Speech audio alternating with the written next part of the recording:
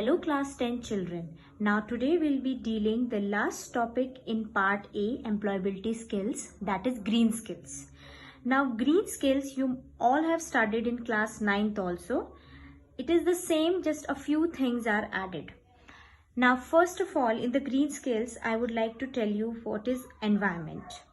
Environment basically means the things around us. It includes living beings, flora, fauna.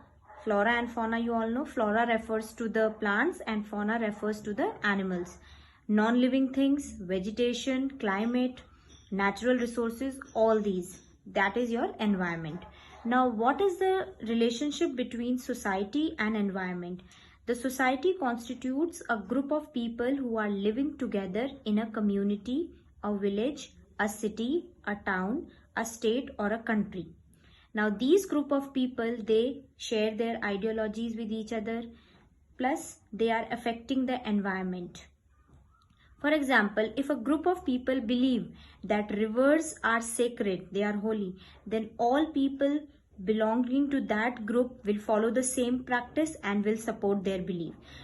Similarly, if a group of people believe that killing of animals is a crime, then the people living in that community will follow the same, because people are directly related to each other and directly they are influencing the environment.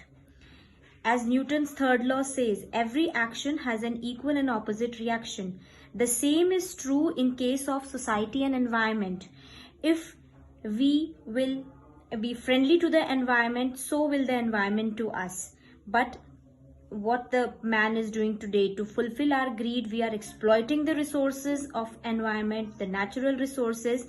So similarly, we are getting issues like global warming, climate change, man-made disasters, earthquakes, volcanoes, all these. So this is the relationship between society and environment. Now, what is ecosystem and factors causing imbalance? Ecosystem refers to the man-made system that we are living in. Now, ecosystem, eco as the name suggests, it refers to relating to environment, and system, a system is maintained. Now, the various factors which cause an imbalance in ecosystem are deforestation, then degradation of land and soil erosion, overexploitation of resources, industrial and atmospheric pollution, faulty mining practices, and e-waste generation. So all these you must have studied in your science also about these various factors which cause imbalance in the ecosystem. Now next you have to study in the green skills about natural resource conservation. Now how to preserve our natural resources, that is air, water, soil, energy, that is your natural resource conservation.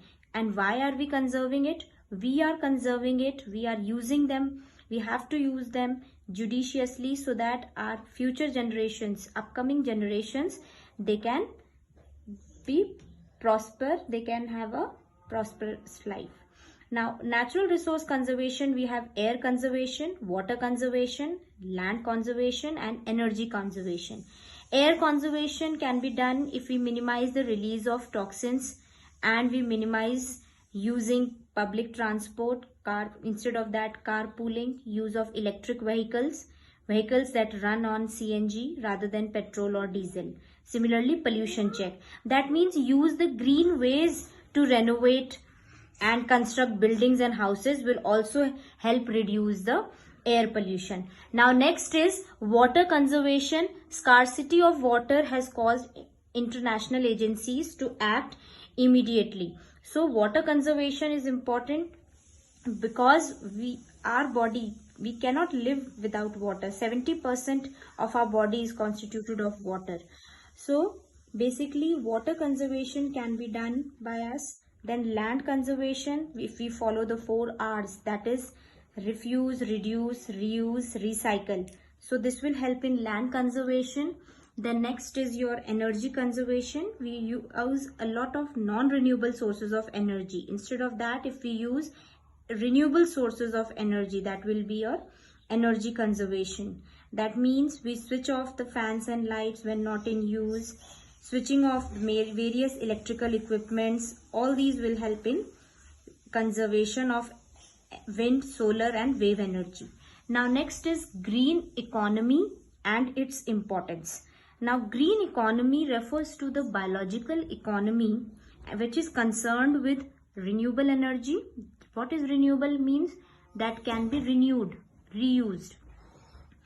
Green buildings, clean transportation, water, waste and land management. This would mean that without compromising on ecological aspects, we can create options that can promote our economy.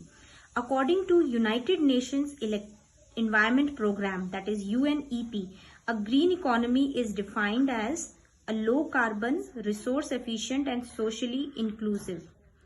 In a green economy, growth in employment and income are driven by public and private investment, such as economic activities, reducing carbon emissions and pollution. So these green investments need to be enabled and supported by us so that we can prosper.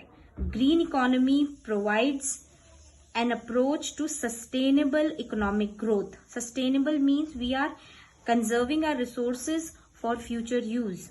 Green economy will help maintaining the resources for not only for the future, even for the present use, while also ensuring that more employment and investment options are open for people.